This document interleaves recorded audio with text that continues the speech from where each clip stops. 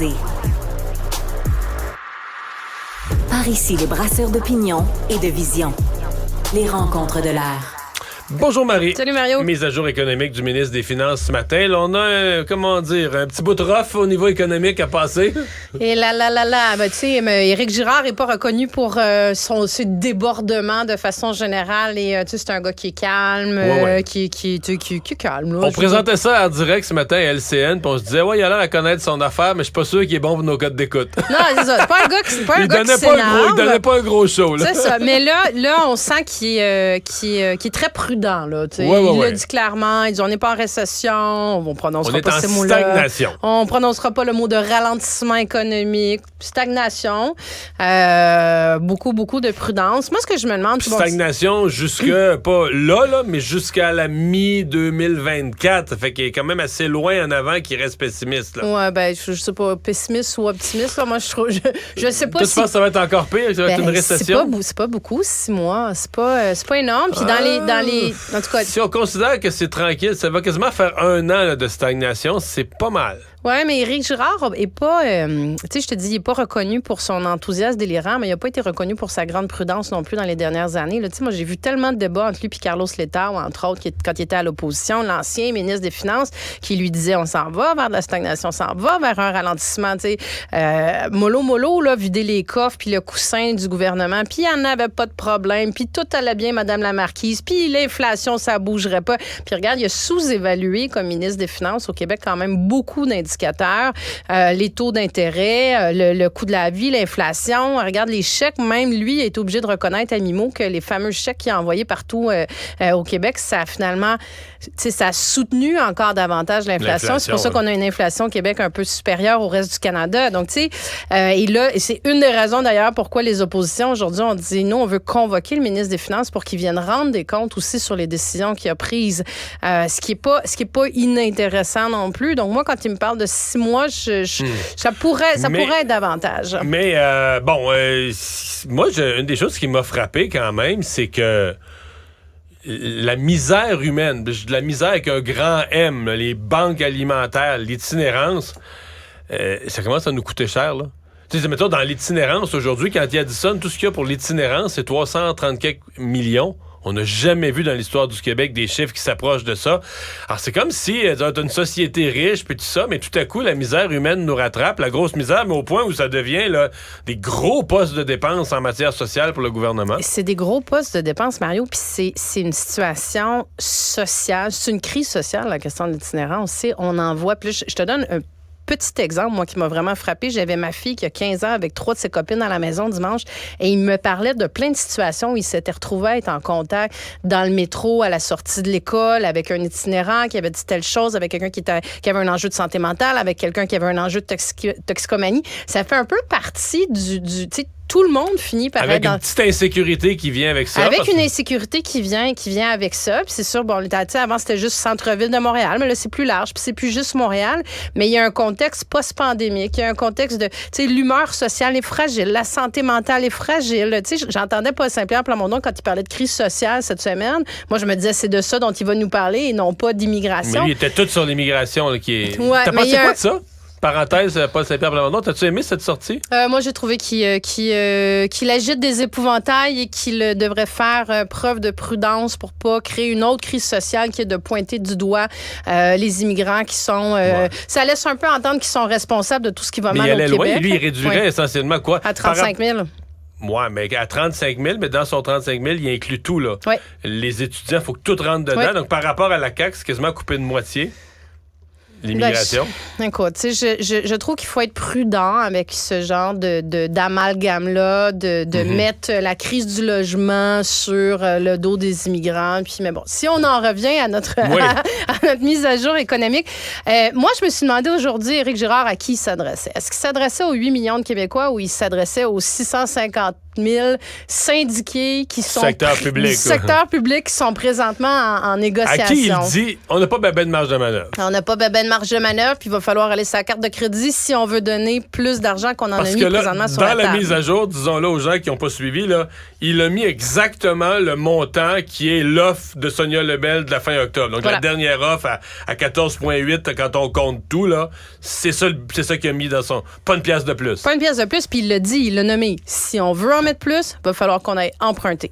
On n'a plus de marge de manœuvre, on n'a pas d'argent pour en mettre plus sur la table. Donc, tu sais, j'avise l'ensemble des payeurs de taxes qu'on va devoir aller emprunter. Et moi, je t'avise qu'il y a 1 heure, j'ai parlé à la présidente de la CSN, puis elle a dit, à la lumière des chiffres présentés ce matin, il est hors de question de réviser leurs demandes. Les demandes restent les mêmes. Tu as vu la réaction de la FIC, des infirmières qui sont en grève demain, qui ont réagi très rapidement en disant le gouvernement envoie un message aux professionnels en soins. Préparez-vous à un appauvrissement. Donc, ils ont reçu le message de façon très claire. Donc, je pense que, tu sais, on se demandait comment ça allait... Mais quoi que, tu sais, le fameux appauvrissement, si tu regardes les chiffres déposés ce matin, là, eux, ils considèrent, là, le ministère des Finances du Québec, que l'inflation revient en 2024 à, je pense, 2,4 puis après ça, 2,1 puis 2... Donc, ils disent, bien, essentiellement, quand on donne 2 ou 2 points quelque chose par année aux employés du secteur public, ils s'appauvrissent pas, là. On couvre l'inflation. Bon, il y a peut-être l'année en cours, l'année présente puis l'année passée qui reste un trou dans le budget. Mais l'appauvrissement, il est basé sur l'hypothèse. Les syndicats ont travaillé sur l'hypothèse que l'inflation allait rester élevée pendant les prochaines années. Alors, le ministère des Finances nous dit ce matin, non, la Banque du Canada met un taux d'intérêt élevé, puis elle va ramener l'inflation à 2 dès l'année prochaine. Mais ce qui se passe aujourd'hui, c'est ce qu'on disait hier, puis avant-hier, puis la semaine passée. On a 2 partis qui sont en négociation, qui restent campés sur leur position. Ça, on clair. a le gouvernement qui dit « j'ai pas l'argent, je peux pas en donner plus, puis j'en aurai pas plus, sinon il va falloir que j'emprunte ». Et tu as les syndicats qui continuent de jouer la carte de l'offre est pas raisonnable, on s'appauvrit, on ne cède pas. Donc, tu sais, Marion, on se posait la question, grève illimitée ou pas, et pour combien de temps? Je pense que ça va être de longues négociations.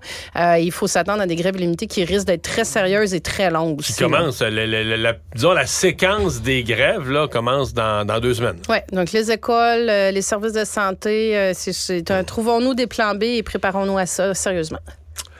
Parlons du maire de Québec, Bruno Marchand. Il y a comme 2 nouvelles qui le concernent. Là. Hier, il y avait un sondage plutôt négatif là, sur la perte de popularité, de confiance. En fait, faut dire qu'il était très haut. Il était à 60 quelques %. Ouais. Il est descendu à 47. Mais ce matin, un sondage dans Le Soleil, le tramway est à son plus bas. Il est rendu à 30 % d'appui, 65 % d'opposants. Et là, demain, il rencontre tête à tête avec François Legault. Moi, je trouve ça plutôt bien, là. Tu sais, ces conflits-là... Tu vois un bon signe ou pas? Bon ou pas bon, faut qu'il se parle. À un moment donné, faut qu'il se parle, ça, c'est sûr. À un moment donné, faut que... Moi, je suis pour ça, là. Oui. Puis, tu sais, le boudage, puis tout ça, ça donne rien, ça. Là. Faut qu'il se parle. Mais c'est juste que mettre toutes ces nouvelles-là ensemble, où s'en va le maire Marchand? C'est un peu ça ma question, là. Bien là, comme tu dis, le maire Marchand, il est rentré, là, tu sais, il y a 2 ans. Il est à mi-mandat, là. Ça fait pas longtemps qu'il est là. Puis c'était les baskets de couleur, la nouvelle génération, les changements climatiques, le transport collectif. Écoute, il a été porté au nu, disons-le, là. Puis 2 ans plus tard, il y a le vent en face. Mais je pense qu'il s'est tellement accroché à son projet de tramway qui continue de couler dans l'opinion publique. Là. Je veux dire, à chaque fois qu'il y a un nouveau sondage qui sort, je ne sais pas jusqu'où ça va descendre, on va se rendre à 0 % d'appui. On est rendu à 60 quelques % contre le projet. Il est en train de couler avec son propre projet, mais je pense que comme il n'est pas capable de livrer la marchandise, il n'y a rien de pire qu'un élu qui est quasi monosujet. Là. Il y en a eu d'autres. Là. C'est sûr qu'il a été très sur le forum sur l'itinérance et tout. Mais c'est comme s'il s'est défini lui-même par le projet de tramway qui n'avance pas, qui lève pas, qui n'est pas capable de livrer. Puis là, demain, il rencontre effectivement avec Legault, avec Geneviève Guilbeault. Mais François Legault, il faut qu'il dise quelque chose aussi. Là. Tu peux pas dire, nous autres à Québec, là, on est assis sur nos mains, on se mord les lèvres, le tramway, on l'aime pas, on fait rien. C'est un peu ça qu'il dit. Jonathan Julien, qui est quand même ministre responsable de la capitale nationale, qui est allé dire, moi, finalement, le tramway, je sais pas trop, parce qu'il a dû faire le calcul que lui non plus, comme l'ensemble des députés caquistes de la région de Québec qui voulaient pas couler avec ça. Oui, mais lui, mettons Jonathan Julien, parce que, tu sais, on dit il y a 65 % de gens contre, 30 % de gens pour à Québec. Mais à mon avis, le 30 % de gens qui sont pour le tramway, là, ils sont très surreprésentés dans les deux comtés, le Limoilou, Vieux-Québec, les comtés Québec solidaire. Donc, mettons, dans son comté, Jonathan Julien, c'est pas 65 % de contre, ça doit être 75 % de gens qui sont contre. C'est-à-dire que lui, essentiellement, là, tout son électorat, puis moi, j'extrapole, mais genre son exécutif de comté, ses membres de parti, ses amis, son entourage, les gens avec qui il fait de la politique, probablement qu'ils font tous partie du 75 % mais qui sont contre le tramway. Mais là, tu sais, je veux bien, là, il y a juste les fous qui changent pas d'idée, mais à un moment donné, il va falloir qu'il y en ait une idée. Là. Parce qu'officiellement, la CAQ est toujours pour, là. Officiellement, ils ont fait campagne pour le tramway, puis ils n'ont pas voté en congrès changement d'idée. Comme le troisième lien, ils ont été pour jusqu'à ce qu'il soit plus pour, puis qu'ils nous leur de tête, puis qu'on ne sait plus trop où on en est avec ça non plus. C'est un troisième lien modifié, puis pas nouvelle version, et tu sais plus là. Mais là, tout à l'heure, Jonathan Julien, il semble se dissocier de ça. Là, il est question de... Là, on reparle d'un métro... Puis là, il dit non, une histoire de métro léger, là. Oui, c'est ça, mais il faut absolument... Lui, sa ligne, elle est simple. Il faut un projet de transport structurant à Québec. OK. Mais encore... Là, il y en a un qui est quasiment à l'étape de réalisation. Mais là, il coûte beaucoup plus cher que prévu. Mais là, si tu te relances dans un métro... il n'y a pas l'appui de la population. Ouais, mais là, si tu pars avec un métro, entre toi et moi, là, t'en as pour combien d'années à faire des plans, des projets, un tracé? Puis Mario, ça va coûter 4 fois plus cher, 5 fois plus cher, 6 fois plus cher, 4 mois, ce sera pas moins cher, là.